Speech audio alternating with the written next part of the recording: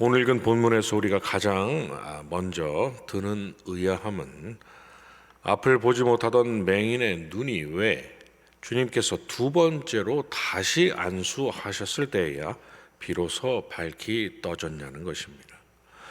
마가복음 8장 8절에서 주여 내 집에 들어오심을 나는 감당하지 못하겠사오니 다만 말씀으로만 하옵소서 그러면 내 하인이 낫게 싸움나이다 라고 했던 백부장의 고백처럼 주님은 그저 말씀만으로도 모든 일을 할 수 있으신 분이신데 오늘 본문에서 주님은 그 맹인의 손을 붙잡으시고 또 그를 마을 밖으로 데리고 나가셔서 눈에 침을 뱉으시며 안수를 하시는 등 그동안 병자들을 고치면서 이렇게까지 하신 적이 없으신 여러 일들을 주님이 행하셨음에도 왜 맹인의 눈이 그렇게 불완전하게 떠졌는지가 의아하다는 것입니다. 본문 26절에서 또 눈을 뜨게 된 그에게 마을에는 들어가지 말라라고 하셨던 우리 주님의 말씀도 그렇습니다. 그가 마을로 들어가면 당연히 그 마을에서는 한바탕 난리가 날 것이고 그래서 그가 나사렛 예수가 나를 고쳐주셨다라고 그분이 하나님께서 보내주신 구주라고 외치고 다녔다면 그의 말을 듣고 많은 사람들이 주님을 구주로 영접하는 일이 일어났을 수도 있었을 텐데 말입니다.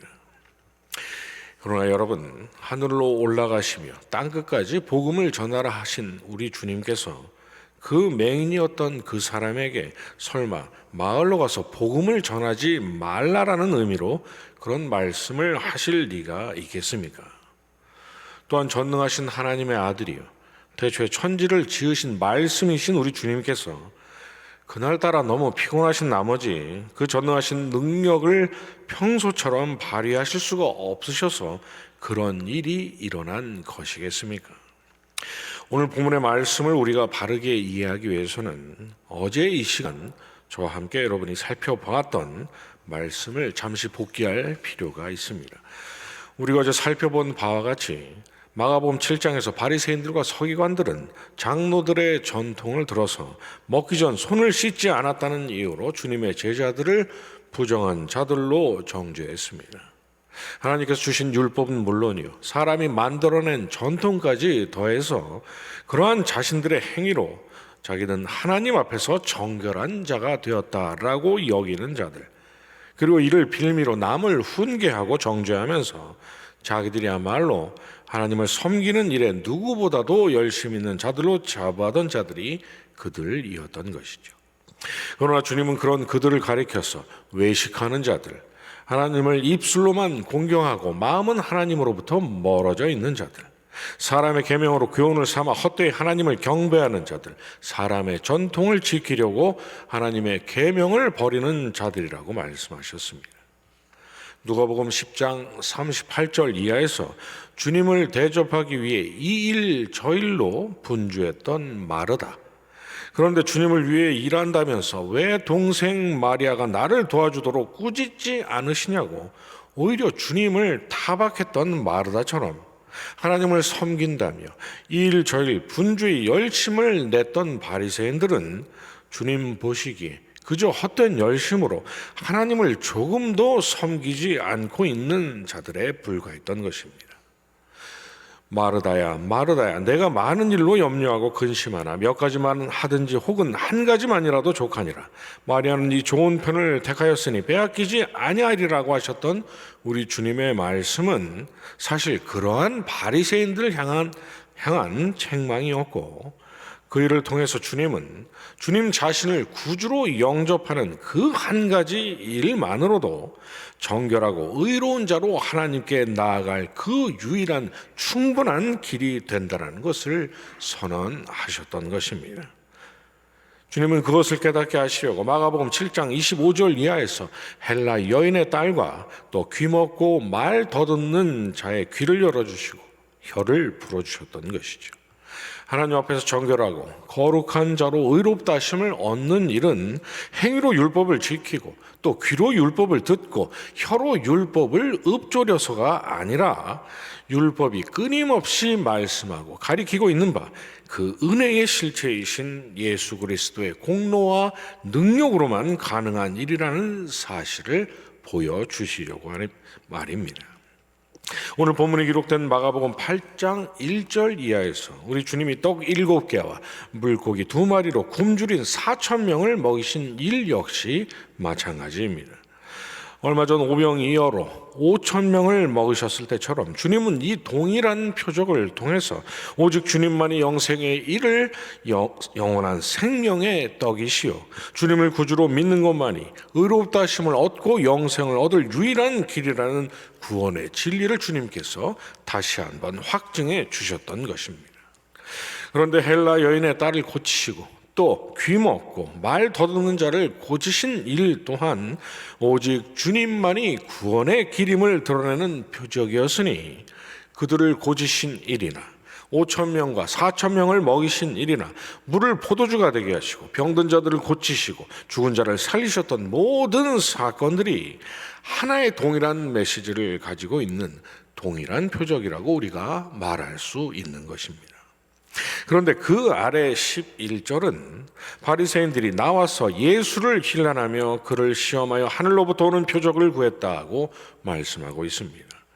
이렇듯 주님께서 이 모양 저 모양으로 또 이 사건 저 사건으로 주님이 오직 유일한 구주 되심을 반복적으로 보여주셨건만 그들은 그러한 표적들을 보고도 전혀 깨닫지 못했던 것입니다.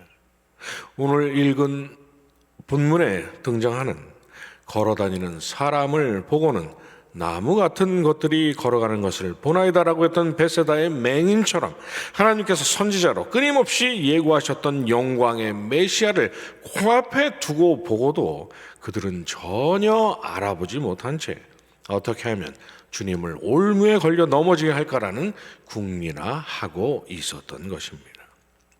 그래서 우리 주님께서 그 맹인의 손도 붙잡으시고 그를 마을 밖으로 데리고 나가셔서 그의 눈에 침을 뱉으시기도 하시고 안수를 하시는 등 여러 일들을 하시되 그 맹인의 눈을 여전히 맹인 되었을 때와 사실상 전혀 다를 바 없을 정도로만 열어주셨던 것입니다. 요한복음 9장 40절 이하에서 우리도 맹인인가? 라고 했던 바리새인들에게 너희가 맹인이 되었더라면 죄가 없으려니와 본다고 하니 너희 죄가 그대로 있느니라 라고 하셨던 우리 주님의 말씀처럼 주님은 단번에 맹인의 눈을 온전히 열어주실 능력이 없으셨기 때문이 아니라 이렇듯 수많은 표적을 두 눈으로 보고도 주님의 구주되심을 깨닫지 못했던 바리새인들을 책망하시려고 그렇게 하신 것입니다. 그런데 주님께는 한 가지 걱정스러운 것이 있으셨습니다. 주님으로 말미암아 이제 눈을 완전히 뜨게 된 맹인이 마을로 돌아가서 아직도 여전히 보지 못하는 자들, 곧 바리새인들처럼 주님의 구주 되심을 아직도 깨닫지 못하는 자들의 그가 둘러싸여서 그 역시도 육신의 눈은 이제 떴으되 영의 눈은 가려진 채로 계속 살아갈까 봐 주님은 염려하셨던 것입니다. 오늘 본문 26절에서 마을에는 들어가지 말라라고 하셨던 우리 주님의 말씀은 가서 복음을 전하지 말라는 말씀이 아니라 바리새인들의 누룩을 주의하라는 말씀이셨던 것이죠. 그런데 본문이 기록된 마가복음 8장 15절에서 우리 주님은 제자들에게도 동일한 경고를 하셨습니다. 삼가 바리새인들의 누룩과 헤롯의 누룩을 주의하라고 말입니다. 그러자 제자들은 서로 수군거리면서 이는 우리에게 떡이 없음이로다라고 말했습니다. 제자들은 주님의 그 말씀을 먹는 떡에 관한 말씀으로 생각하면서 너희들이 왜 배 안에 떡 가져오기를 잊었느냐고 말씀하신 줄 알았던 것이죠. 주님께서 하신 경고가 무색하게 제자들의 심령의 눈에는 이미 표적을 보고도 깨닫지 못한 채 새로운 표적을 구하던 오직 육의 일만을 생각하고 영의 일은 도무지 분간하지 못하는 바리새인들의 누룩이 잔뜩 끼어 있었던 것입니다. 그리고 나서 오늘 본문의 그 표적을 우리 주님께서 행하셨으니 베세다 맹인의 눈을 여시되 잠시 온전치 못하게 하신 그 일은 바리새인들 뿐만 아니라 그러한 제자들을 향한 책망이기도 했던 것입니다. 그런데 오늘 본문 및 31절 이하에서 주님이 인자가 많은 고난을 받고 장로들과 대제사장들과 서기관들에게 버림받아 죽임을 당하고 사흘 만에 살아나야 할 것을 가르치시자 베드로는 그러시면 안 된다고, 주님은 절대로 죽으시면 안 되는 분이라고 주님께 항변했습니다. 그리고 그 일로 베드로는 주님으로부터 사탄아 내 뒤로 물러가라 라는 무서운 말씀을 들었습니다. 그런데 베드로는 방금 전까지 주님께 주는 그리스도 신이다라고 고백했고, 또 마태복음 16장에서는 주는 그리스도시요 살아계신 하나님의 아들이시냐라는 놀라운 고백을 했던 사람이 아닙니까? 사람들은 주님을 세례 요한, 엘리야, 예레미야 같은 그런 선지자 중 하나로 생각했지만 베드로는 주님이 어떤 분이신지를 정확하게 알고 있었던 것이죠. 바요나 시몬아 내가 복이 있도다. 이를 내게 알게 한 이는 혈육이 아니요 하늘에 계신 내 아버지 신이라고 하신 우리 주님의 말씀처럼 하나님께서 그 닫혀있던 영의 눈을 열어주시는 은혜를 베드로에게 베풀어 주셨던 것입니다. 그런데 내가 하나님의 일을 생각하지 아니하고 도리어 사람의 일을 생각하는도다라고 하시고, 누구든지 나를 따라오려거든 자기를 부인하고 자기 십자가를 지고 나를 따를 것이니라고 하신 우리 주님의 말씀처럼 베드로는 잠시 후에 바리새인의 누룩 곧 하나님께서 살려놓으신 영의 생각을 대적하는 베드로 자신의 그 육신의 생각에 져서 그 열린 눈을 그 바리새인의 누룩이 가렸던 것입니다. 자, 그렇다면 이는 오늘을 살아가고 있는 저와 여러분의 밝히 열린 눈 또한 얼마든지 언제라도 세상에 만연한 바리새인의 누룩 때문에, 우리의 육신의 본성에서 일어나는 육의 생각 때문에 언제든 희미해질 수 있다는 것을 말해주는 것이 아니겠습니까? 혹시 여러분은 예수 그리스도라는 이름을 들을 때 가장 먼저 생각나는 것이 무엇입니까? 여러분에게 주님은 어떤 분이십니까? 여러분은 주님을 어떤 눈으로 바라보고 계십니까? 혹 베드로와 가룟 유다와 또 오병이어로 배불리 먹고도 이튿날 주님을 떠났던 유대인들이 주님을 로마의 압제로부터 자신들을 독립시키고 자신들에게 다윗의 때와 같은 전성기를 가져다주고 일하지 않아도 매일 배불리 먹게 할 그러한 왕이 되어야 한다라고 생각했던 것처럼, 혹시 우리의 눈에도 그 주님이 이 땅에서 우리가 떵떵거리며 잘 먹고 잘 살게 하실 분이요 우리나라를 세계 최강대국으로 만들어 주실 분으로 보이십니까? 살아계신 하나님의 아들이시요 하나님께서 기름 부으신 메시아 그리스도이신 것은 분명하지만 누가복음 12장 13절 이하에서 한 사람이 주님께 선생님 내 형을 명하여 유산을 나와 나누게 하소서라고 했을 때, 이 사람아 누가 나를 너희의 재판장이나 물건 나누는 자로 세웠느냐라고 하셨던 것처럼 주님을 우리의 이 땅의 문제를 만사 형통하게 할 그런 해결사쯤으로 여겨지십니까? 요한복음 18장 36절에서 내 나라는 이 세상에 속한 것이 아니니라. 만일 내 나라가 이 세상에 속한 것이었더라면 내 종들이 싸워 나로 유대인들에게 넘어지지 않게 하였으리라. 이제 내 나라는 여기에 속한 것이 아니니라고 분명하게 말씀하셨는데도 영원한 본향 천국이 아닌 이 땅에 세워질 초강대국을 주님께서 세우실 것으로 기대하고 계시지는 않습니까? 우리가 주님을 그런 분으로 만약 바라보고 있다면 이는 하나님께서 밝히 열어놓으신 우리의 영의 눈이 바리새인의 누룩 때문에, 또 부인하지 않고 십자가에 못 박아 죽이지 않은 우리의 육신의 생각 때문에 희미하게 우리의 영적인 눈이 가려져 있다는 것을 말해준다는 사실을 우리는 기억해야 합니다. 왜 그렇습니까?